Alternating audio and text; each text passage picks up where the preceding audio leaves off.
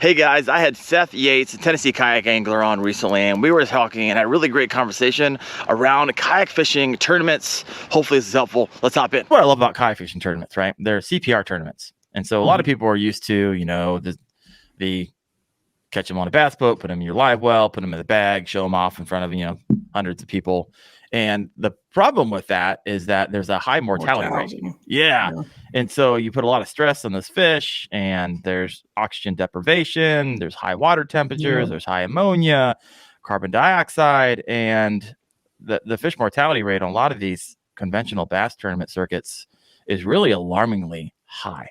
And so if that's something you care about, in my opinion, you should as a bass angler. I was watching a video, and my buddy, who's actually in here right now, he's in the comments. He's like, "Hey, I'm going to send you this video from Mikey Balls. I think he fishes down there in Gunnersville." And it was after the big bass splash, and he was out there and he was doing this video. It's like, guys, we got to do better, because he took a video of fishing Gunnersville, and he's looking out over the water, and there's like just dead bass floating everywhere. And he's like, that's a 6-pounder, that's a 5-pounder, that's a 4-pounder. And I was like, oh, that's brutal.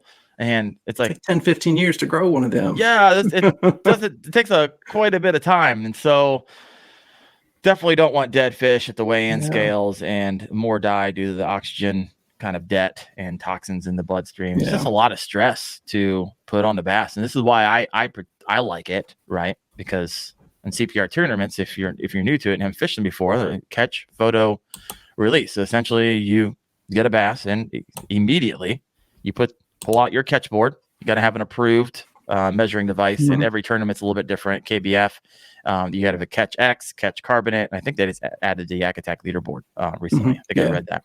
And so everyone's using the same type, and then you take a photo. It uploads to a tournament management system, a TMS, and then it automatically calls your fish for you. And so it's your top 5 bass a lot of times, or depending on the tournament it is. And so I didn't know that at the beginning. I stressed about that. I would hold on to fish because I didn't know that it would automatically. And so I also didn't know how to go in, and I didn't really know how to go in and do anything inside of Fishing Chaos. I was just afraid that once I uploaded 5, that was it. And if I caught something bigger later on, I was just screwed.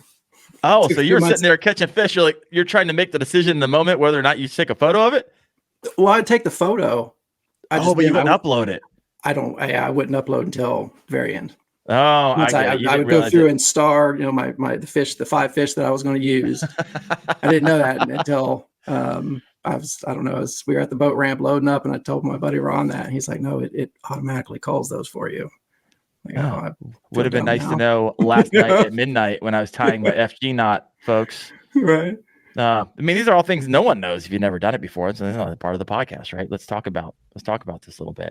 But there's actually a lot of rules, and I think that's what makes a lot of the tournament, a little bit overwhelming for people, because they'll get into it and like, okay, I'm just doing this tournament, and I understand the idea of, I got to take a photo of bass, great, and then I upload it, and then they get like a DQ. Their fish gets DQ'd or something. They're like, oh, raw. They'll flip the tables over. They're pissed off. Why? And they're like, why? And then the why is because you never read the rules, my friend. Read them a couple times. So I was guilty of that. My 3rd tournament. So 2 tournaments later, I fished Murray, came home, fished the season opener for a local tournament. And then we got to the 2nd tournament of that local tournament series. And I misunderstood one of the rules about having the contrasting sticker on the lip of your board. Okay, and I didn't explain that for everyone if they're not familiar. So on the where you butt the nose of the fish up against the lip of the board, some tournament series require you to have some kind of, they word it as a contrasting sticker or mark, just for them the judge to better tell that fish's nose actually is up against the lip of the board. Yep. And the way they had worded it in the captain's briefing,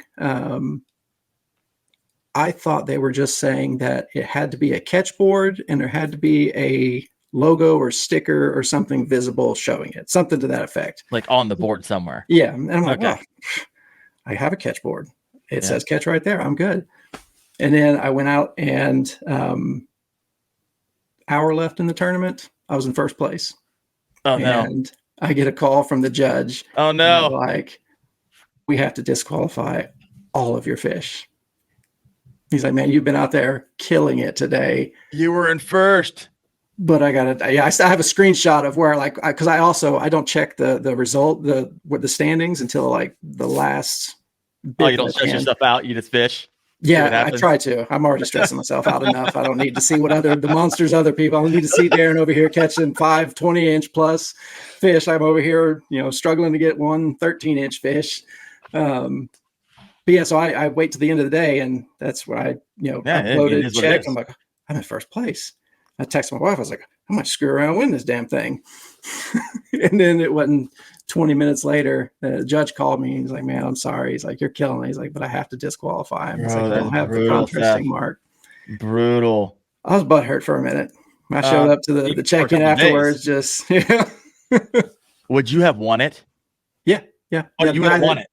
Yeah, the guy that did end up winning it, I had him beat by, I think, 2 inches. Oh, that's a beating as well, because usually you don't win those things by inches. You win them by quarters and halves of inches. Yeah. How much money did you lose on that one? 500 maybe. Okay, at least it wasn't. Yeah, it was just the local one, but at the same time, I did walk away from it as this is a positive, because it's like, no, wait a minute, not positive. It's $500,000 you lost. Well, thank you. I mean, sorry. Let's learn from the experience. It was an expensive lesson to learn. There you go. Yeah. There you go. I did walk away from it like, okay, like I can do this. I need to read the rules a little bit more, but I can do this. Oh, I bet you never read the rules like you did that night. I read them now. I watched that captain's briefing. I rewatch it. I rewind some places. I clarify, check. Yes. Yeah. I'm even afraid to show up to a different tournament series with anything from another tournament. Like if I show up to a KBF tournament, there's some anxiety inside about having something from Bassmaster on there or vice versa. I want to strip it clean. Yeah. And you really gotta, I read them every once in a while just for fun. I say, this has actually changed. It changes every once in a while. They added the Yak Attack leaderboard that wasn't always there. There's also some rules about, because where I'm at, I'm right on the state line between Kentucky and Tennessee. Okay. And there are some places on Kentucky Lake and Lake Barkley where there are reciprocal waters where you can launch. I think you have to launch on the Tennessee side, and then you can go up into Kentucky, and up so far is considered reciprocal waters. And so anything you catch there, you can use for a Tennessee tournament. Okay. Did not know that. Yeah, this is you got to know the rules. They're laid out, especially KBF. Chad's been doing this for a long time. So if you read a rule, it always makes you laugh. And I read these rules, I'm like, oh, you created that rule for a reason, meaning that there was somebody at some time that did that ridiculous thing you have a rule about, and that's why there's a rule. And I just sit there and I was like, I just want to call Chad and ask him the story about it. I want to ask the story about that, because some of these things are like, oh, I would never do that. That's ridiculous. But there's a rule, and it's there for a reason. I was finishing up I was with my team. We were finishing up the Knucklehead tournament last year, and Chad and I were fishing in the same spots. And afterwards he came up and he's like, hey guys, I got bad news for you. And I was like, what? I was like, crap, this is like my worst nightmare, right? Is the tournament director comes up to you and says, hey, we have a problem. I'm going to have to DQ. We're going to DQ. We have to DQ your last fish, because Jack McRoberts, who we'll talk about in just a moment, was on my team, and he came in with a clutch 19-incher when we needed an 18 to win it in like the last 20 minutes. And so that was stressful. A lot of pressure on you, Jack, but he came through, and he came up to us like, hey, you're not allowed catching the same fish during the same tournament. I didn't know that either till recently. And so I basically go white, and we all flip out our phones. Chad walks away, and we're flipping through, and he's already back at his car. And we're like, it's not the same. And he just starts laughing. He knew it wasn't the freaking same. I thought he was just joking about that rule. He just made up a rule. Yeah. Only to find out later, that's actually a rule, right? If you fish multiple day events, the same fish may not be entered more than once, even though it's caught on separate days. And so I had this happen to me again. Actually happened to me. It happened early on in the season. I'm fishing the month-long challenge series for the state of Ohio, and I'm on them again. It's early. It's cold. I mean, like freaking cold. and there's just a spot, and I was picking them up, and I caught this, I think it was 20-incher, and I caught him. So I'll go back the next day, right? If there's one, there's got to be two. The stupid thing hits again. I didn't realize you didn't learn the first time. Oh yeah, right. It literally hits the same lure in the same spot for the second day. Like, you stupid bass. You guys are really stupid. Nonetheless, he hits it, and I posted. I didn't know it was the same fish. I'm fishing on 2 separate days. It doesn't happen very often.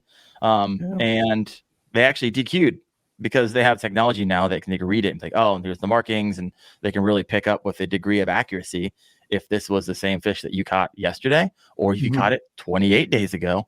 If you're fishing a month-long tournament, can't count the same fish twice.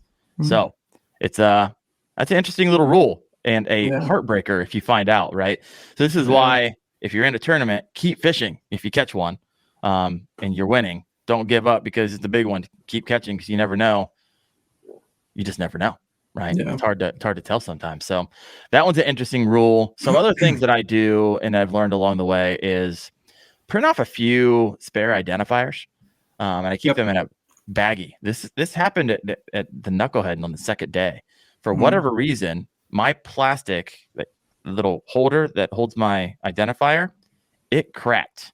Must have been cold that morning. It was October, and got water in there. Raining. Water got in it, and it was bleeding my identifier numbers because I put them on there with Sharpies, and so you could barely make them out, but you could still make them out. And I was like, holy crap, I would be in a lot of trouble right now.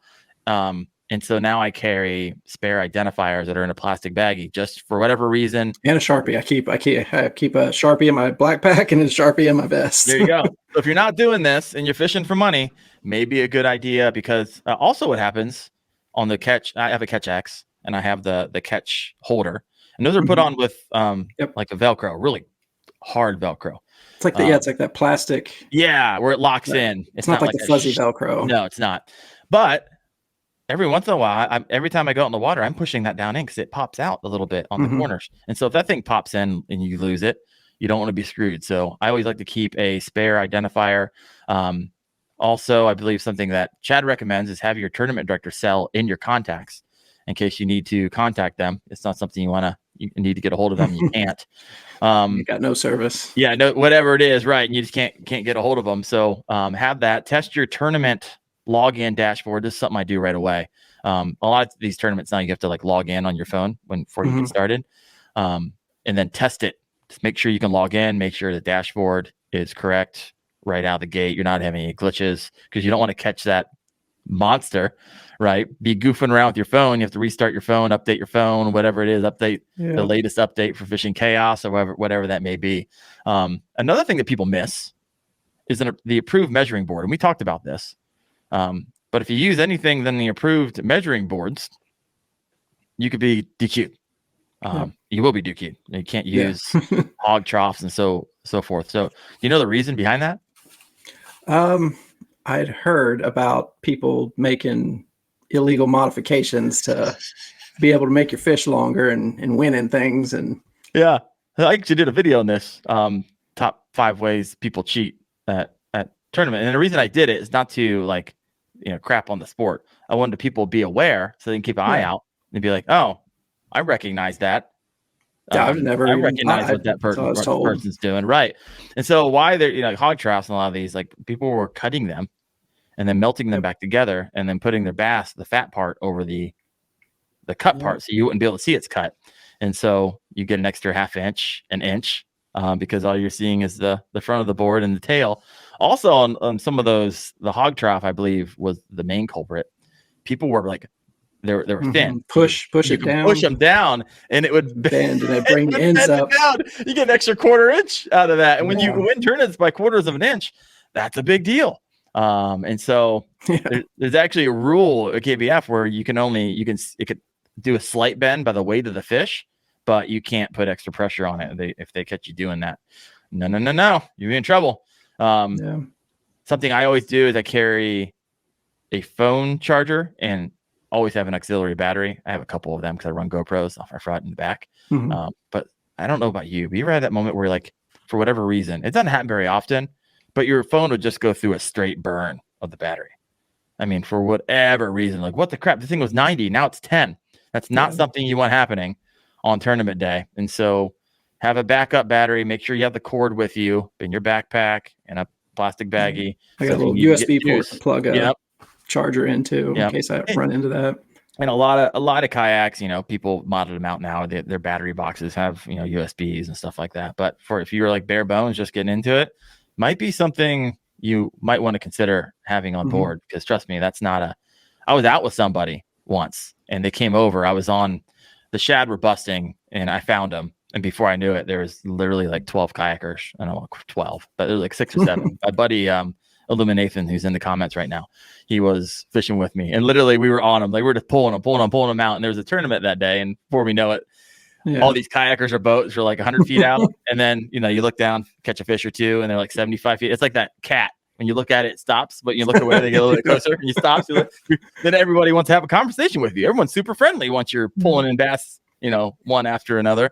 Yeah. But he came up to me. I was like, yeah, my battery did a straight burn. And I've been catching them on the chatterbait, like 18s and 19s. I wasn't third. And I was like, I feel bad for you. Should have had your phone charger and battery. So anyways, remember that. This is something else, at least for me.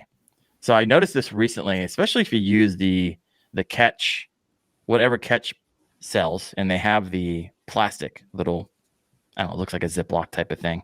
Yeah. And you stick it in and you identifier holder. Yeah. But the problem is, I don't know if you've had problems with this on sunny days. If you catch that at the wrong glare, yep, you find out after you released your fish, you're screwed.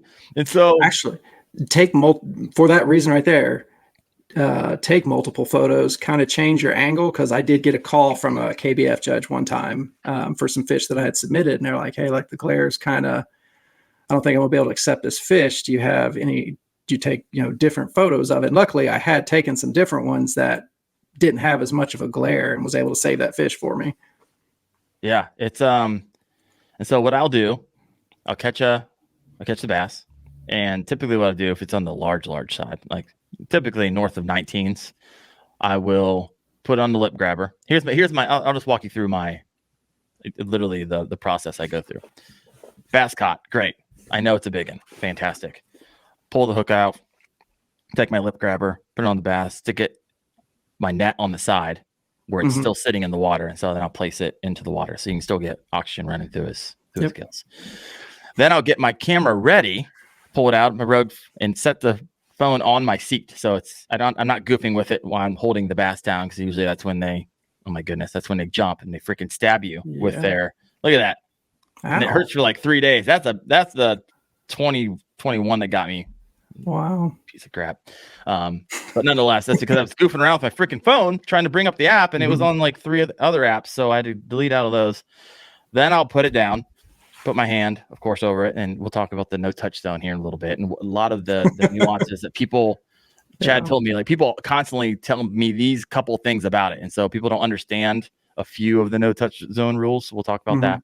So I get the right photo, put them on the lip grabber, put them back in the net, and then I'll check the photo and I'll check a couple things. The quick glance. Okay, got to make sure that lip's touching. Make sure the mouth is closed. Yep. It's open a little bit. You won't get the fish DQ'd, but they will decrease it a lot of times. Yeah, dock you a 1/4 inch or a 1/2 inch if it's like freaking wide open. Judge's discretion. Make sure my hand is in the right placement. Typically, it is if it's anywhere in the middle of the fish. And then make sure, of course. It's always I want to get that tail over that little piece of line so you can get the next quarter. And that's if all 3 of those things are in, good, let the fish go, and then you can continue fishing. But it's a system. Because we've all had. Have you ever had bass jump off your board into the water?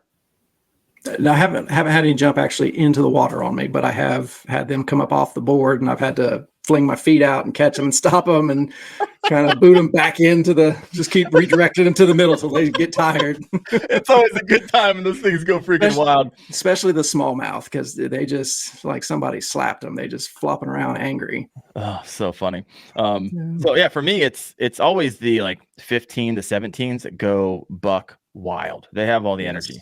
A lot of times, bagels are just too heavy. It's like it's exhausting. Here's the problem with the fat ones. You get a fat one on there, they'll pretend like they're not going to jump. And you're like, oh, this guy's just lazy. He's like, I've been here before. This is my 7th catch board this year. Not a big deal. I know you're going to throw me back in. You're a kayak angler. You guys practice CPR. But what I found is every once in a while, the amount of power those things have. You'll feel them like tense up right before they do it. Before they jump, and you got to push down because you know when they're about to do it. But they can get some lift. So I take every single one of my photos down in the bottom of my kayak sideways. I don't put them up on my gunnels. Oh. I know a lot of people do. I don't. I just had way too many fish jump off left, right. And so I turn it sideways, put it down on the bottom, put my net on the side. Here, I'll show a photo of how I do it nonetheless. So they'll actually jump over the side of my kayak. We're talking a good 7-8 inches. They always go into my net. I've only had it a couple times, but it's the big ones you got to watch out for. You think they're not going to do it, but when they do, they do it, they can get 8 or 9 inches, and they're over the side. And holy crap, Chad told me a story once. He saw a guy. He was goofing around with the photo. So typically, what I also do is I take a quick photo. You know, a lot of times you get on there, you're trying to get the perfect. I just take a quick photo right away. I call it my safety photo. Click, and then I'll go in and goof around with it as it's trying to jump out of the kayak. But yeah, that's the process, and it's a little wild. It's a little wild and crazy. I had to do something like that back in April at the KBF National Championship. Okay. I had just caught, I think it was maybe like a 17-inch smallmouth. All right. And right as I'm getting the hook out of this thing's mouth, I haven't got it measured yet, and I'm not letting this thing go. My son's school called me, and now I'm a state away. Like, I got to answer this. Good dad, good dad, kayak angler. Yeah, and it's I put my earbuds in and answered it, and it was one of his teachers calling to tell me that they were having some trouble that I needed to talk to him about. I'm having trouble too. I got a freaking 17-ounce smallmouth trying to take a photo. So what I did is I just put it in my net and then just kind of hung it in the water. And then every time it'd start to get froggy, I'd pick him up out a little bit. Okay, settle down, sit down, just breathe. We're going to get through this. I was probably on there for 5 minutes, just trying to get through. Like, okay, I'm going to talk to him. We'll sort that out. And then I got my fish measured and got the picture. There you go. And I'm sure he was happy to be flying away. As long as they're chilling out in the water, they're fine. I mean, the timing on that's kind of funny. Other things. So a lot of times I'll notice this, that people leave those extra spaces. So you got to use the right identifier card. You can print them off on KB. I'm talking KBF.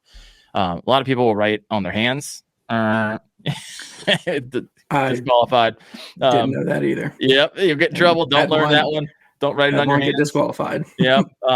Also, a lot of people will they'll take the identifier card. They'll get the card right, and then they'll place that on top of the fish. You can't put the card on the fish. Take the photo. I'd be too nervous to do that. I don't know. Flop and fling my identifier right off in the water. Happens, whatever, often. But all those extra spaces, what I'll do is I'll fill that in. If I have extra spaces after I fish probably 3 or 4 or 5 tournaments at a time. Why not, right?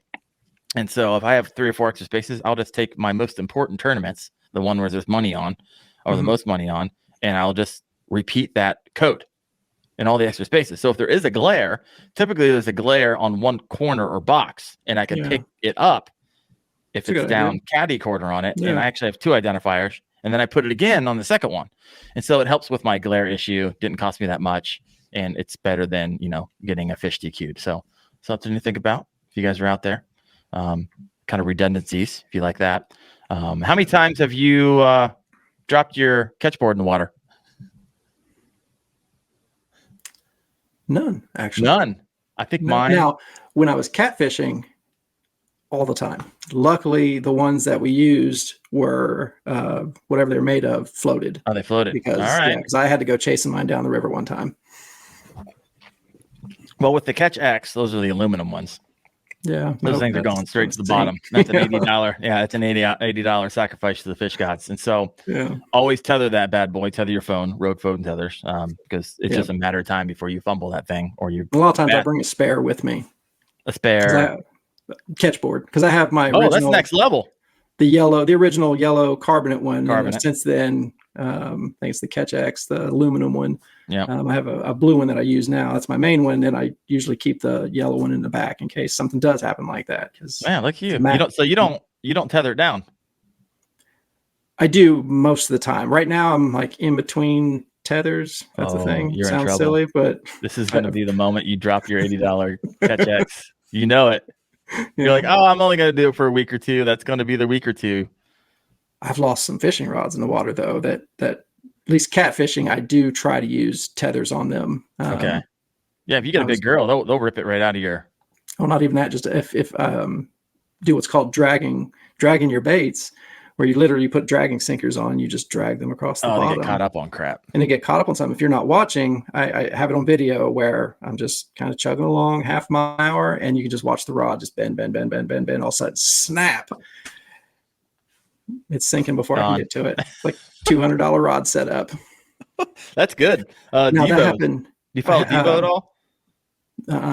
Debo's he has a channel, 160,000. I've had him on the show here, but he just flipped his kayak and lost about $2,000 in combos that he wasn't able to. I might have seen recover. I feel so bad for him. I haven't had a chance to talk to him. Yeah. He was against kayak fishing for a long time anyways. Then he got a kayak and then he just flipped it and lost all the stuff. Oh, that'd be terrible. My wife might get mad about that. She's pretty understanding about most things with the kayak fishing, but yeah, if I dumped everything in the water, I'd be mad. Yep. Yeah. Especially, of course, it won't be the 4 or 5 feet of water. It'd be the 10, 15 feet of water. And you're just like, I did drop a rod in the water one time this past December. I dropped my Duckett spinning rod in the water that I just got, and I spent an hour I took a wobblehead jig. Okay. Just bare, nothing on it. I spent an hour where I knew I had dropped it, casting it and just slowly dragging it, feeling every little tick, tick, tick, tick, tick. It took an hour. I caught the very end of the handle, the foam, like just the very tip of it. The hook caught the foam, and I got the rod back. I still haven't used it today. That's impressive. I've never lost a rod. Let me know if you're listening in the comments. What is the most expensive thing that you have sacrificed to the water?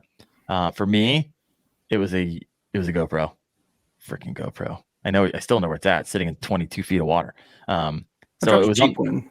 Huh? I dropped my Akaso, the cheaper one. Oh, there you go. How'd you drop the Akaso? Mine ripped off the front of my bow. I got caught on a wire and ripped off, and it went in 20 feet of water. So it was unsalvageable. Couldn't get it. I tried magnet fishing for it. Not I didn't know how to. I didn't know that you could even at the time hook up an external power source. And so what I was doing at the time was changing all your batteries out, and every hour, 45 minutes or so, swapping out the batteries. Bullshit. I gotta find a better way to do this. And then that happened. It was like 20 minutes in, and I'm like, for a minute I was just mad, and I was like, okay, we'll be mad later. I gotta figure this out because today's going to be the day. And it did happen to be the day that I caught my, at the time, new PB. What am I going to do? I had some zip ties with me. I had my Apple Watch with me. I zip tied my phone up there to that curtain rod mount that I told you about earlier. Yep. And I had my watch set to where I could just hit record on there, and it would start recording on my iPhone. Yeah, I got a picture of the catfish that I caught. How many batteries did you have? I carried like 5 or 6 with me. The moment you realized, when was that moment that you realized one power bank and a cord? Where you I went home. I was like, I just got on YouTube, and I was like, I got to find, there's got to be a better way than this. And it didn't take much Googling and YouTubing to find like, oh, you can just get these power banks and a cord and run that thing all day long. My gosh, so funny. That's one of my first videos, actually, years and years ago. I say it like it's a long time ago. It might have been 2.5 years ago. Did one of those videos on it. So that's interesting. Other rules that are interesting. One, watch your upload speed. Not a lot of people will deal with this, but a really weak signal will drain your battery trying to upload a bass. So if you're like have weak signal, hit the upload button and shove it back in your PFD, and find out an hour later when you catch your next one that it never actually uploaded, but it's been trying. That could burn your battery. So keep that. Something. I go in. Oh, sorry. Go ahead. No, go ahead. No, this is good. Oh, you can go into the at least on the iPhone to the cellular settings, and you can turn everything's access to the network off to where it's not using your Wi-Fi or your internet. There you go. Something I got a bass DQ'd because that wasn't a big one. Lucky you learn this is why early on, like in the month-long tournaments, I will post, if I catch a 12-inch bass, I'll post it just because I want to make sure I didn't do something weird with my phone, right? Where I turned off the data or whatnot, and just make sure everything's working correctly. And I've actually had that work to my favor because, one of them was DQ'd and it was a 12-inch. I was like, yeah, that's not going to win anything. I just did it just to get into the rhythm of doing it. And the EXIF data was off. I don't know how I could turn it off. I didn't mean to turn it off, whatever it was. The judge was like, hey, you go to here and turn it back on. And I did. I was like, why in the world did it turn off? And so not a lesson you want to learn on a fish of a lifetime in the tournament. So make sure if you goof around with a new phone, got a new phone right before you started, your kids play with your phone, something to check on. Just saying. I know there's a lot of things to think about, but you don't want to learn. I'm sharing all these because you don't want to learn these lessons. And it costs you $1,000, right? Like someone I know. That's a painful experience there. Illuminathan says that's rough. I have tethers in all my rod holders now. All right, right on. Low Life Angler said I lost the Abu Garcia Veritas and Abu Garcia 7.1 this year. Illuminathan's my buddy. I fish with him around here, and he lost a rod last year. I was like, hey, where'd you lose that at? I'm gonna go find it because he has really nice gear. He has really nice rods and really nice setups. Scott Hanneman said I lost pliers, sunglasses, and a cheap measuring board. Hey, if you're gonna lose stuff, hope it's cheap. That Lake Murray tournament, that first one, it was pouring rain, and I had a bilge pump with me because the drainage for the F12s wasn't that great for the scupper plugs. So I always kept a bilge pump with me, and it was pouring rain. So I'd periodically stop and like bilge pump the water out of the deck of my kayak. And I was leaning over too far and my sunglasses slipped off my hat into the water. And I just like blindly took the bilge pump and slung it down the water to where the handle of it at the same time extended out and blindly sweeped it through the water. I got my sunglasses back. What's up, Go Gadget Arms? What's going on?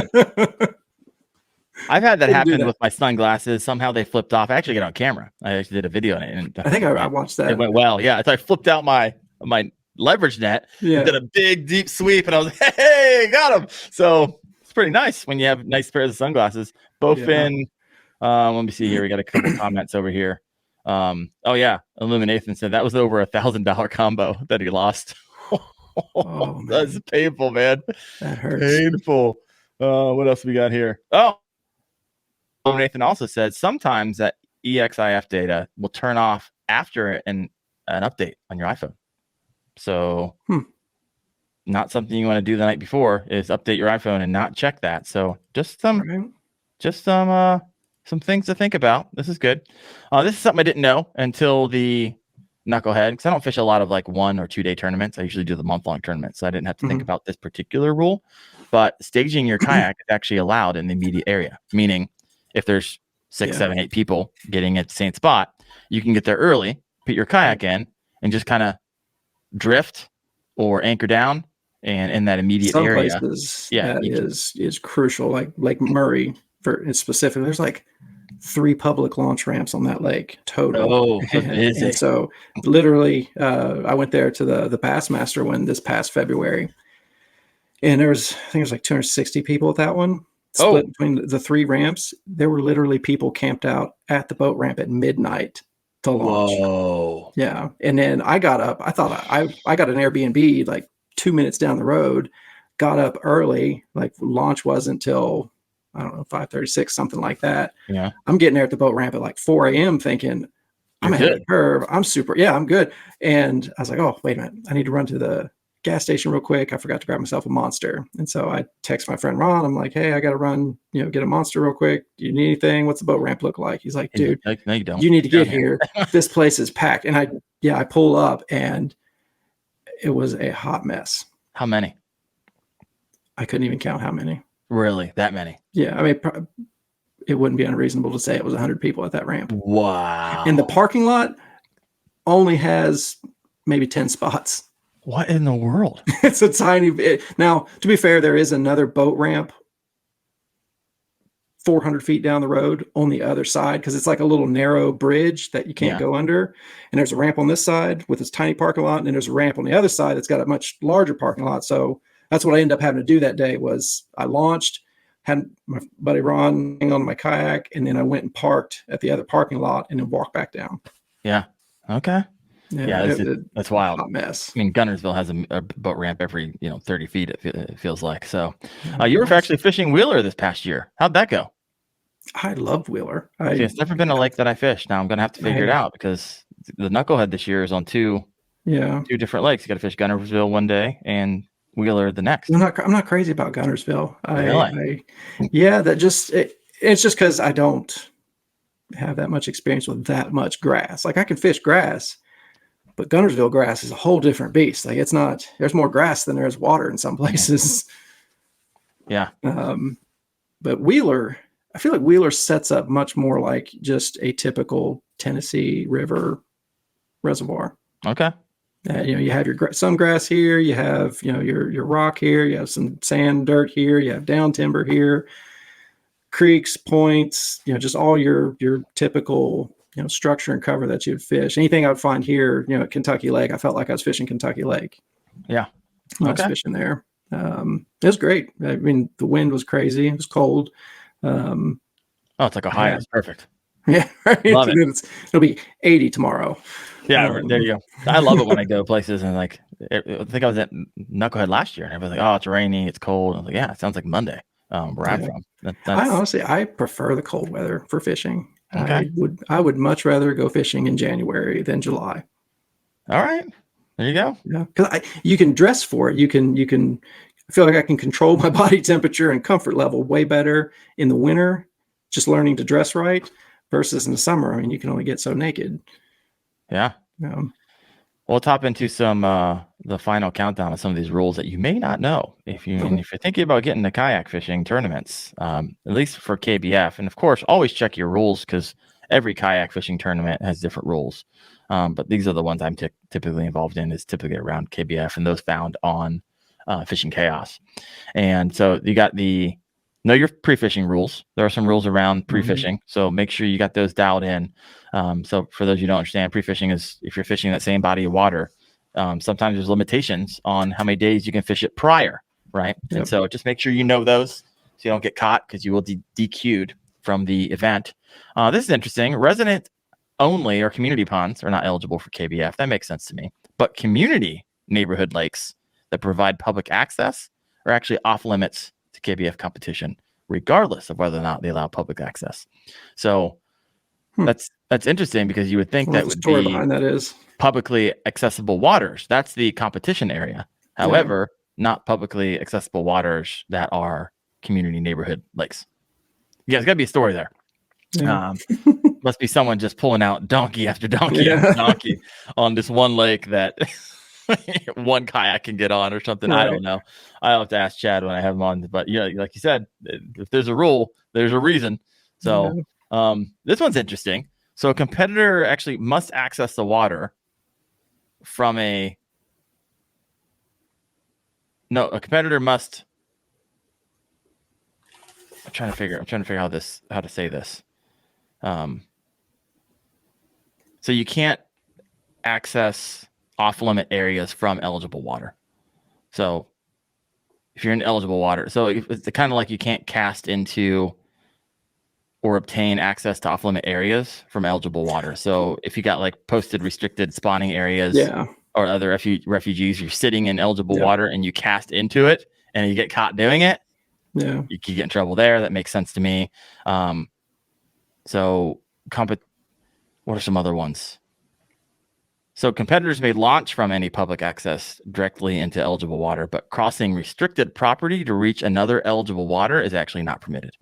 So if you happen to know this honey hole, you're like, hey, I entered public access, but you crossed over non-public access to reach another area that's eligible. You're going to have to get to that from a different way. You can't cross over ineligible water. So that was interesting.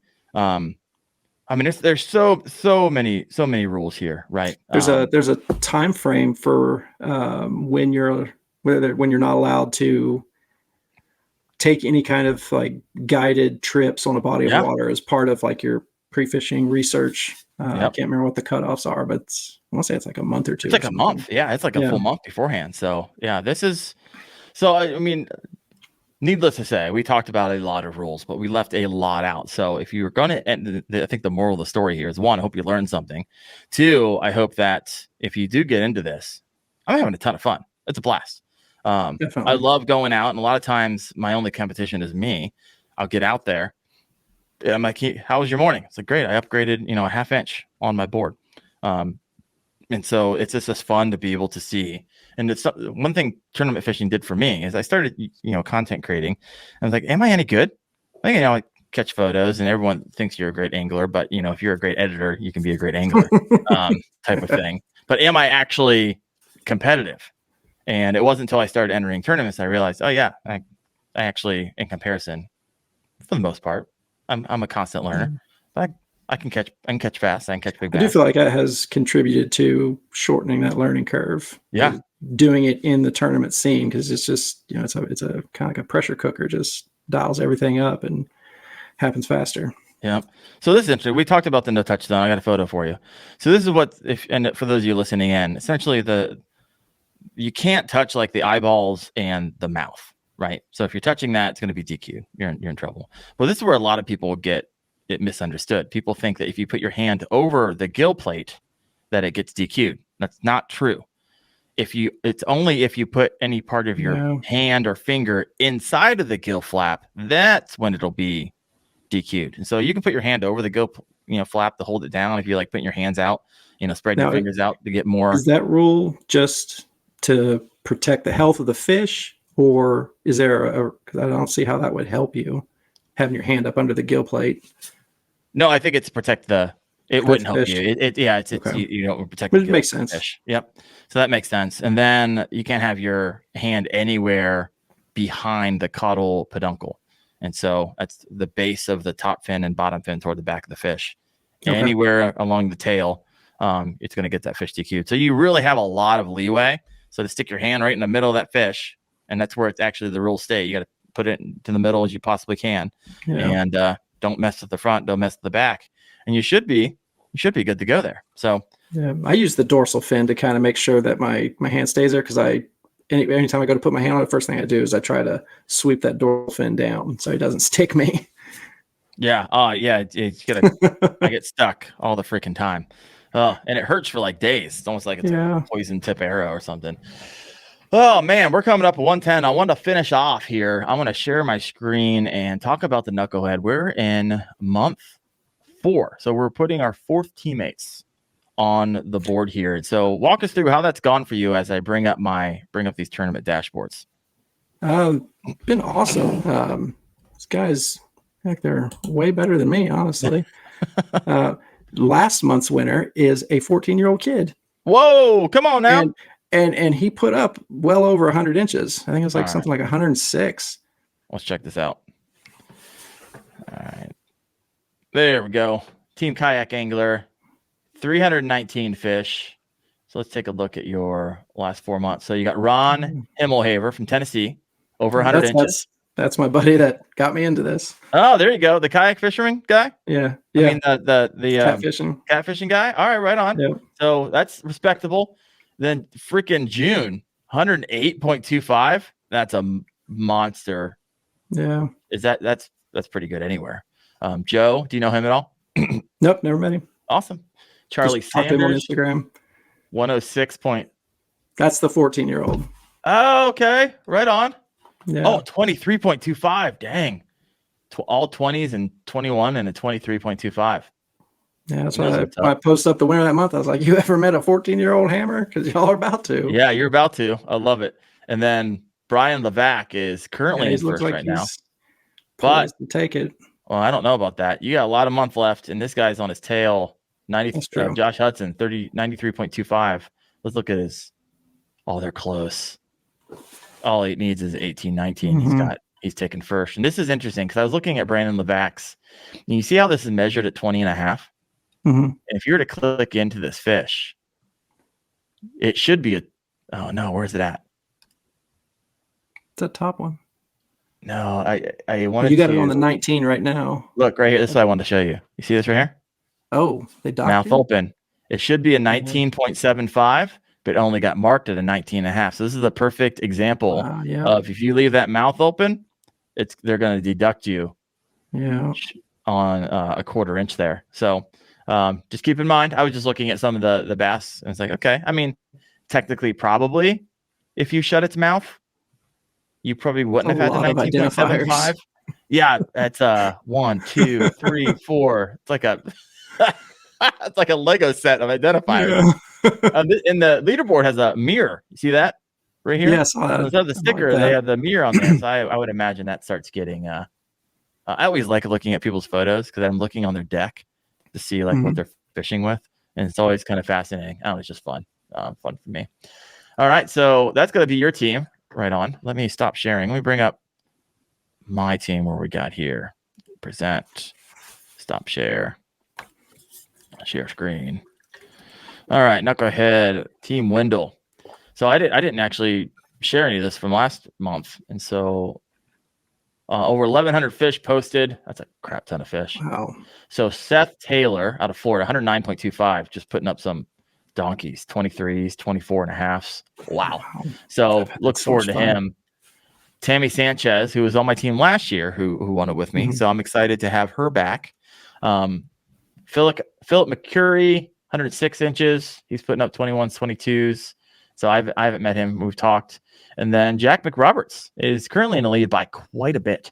So he's got 96.75 inches. Still a lot of month left yet. I'm not giving it to him yet, but he is the second place is 71 inches. So someone's going to have to be. Yeah, it's upload him at the last minute. I don't know if you can. I don't know if you can do that. I don't think you can hold them very long. I think there are some rules. Oh, is there? I don't think you can hold fish and then post them all at the last hour. If you know that rule, I was actually having a conversation with my buddy Bowfin Junkie. He's on the call right here, or Illuminathan, and I was asking about that. I haven't found the rule, but I'm pretty sure you can't catch 5 fish on the first, be monsters, and then post them on the 28th. I don't think you can sandbag in that way. But nonetheless, Jack was on my team. That was the guy I was talking about at the beginning of the show who caught the clutch 19 for the win. And then caught it again? Oh. Yeah, and he lives down there in Gunnersville. So I need someone down there because Tammy lives in like up here in the, by New York or New Hampshire or something like that. I'm in Ohio. Philip's in, Georgia. So between them two, hopefully I need someone who understands Wheeler well because that's not a body of water that I have been on. But yeah, it's been good.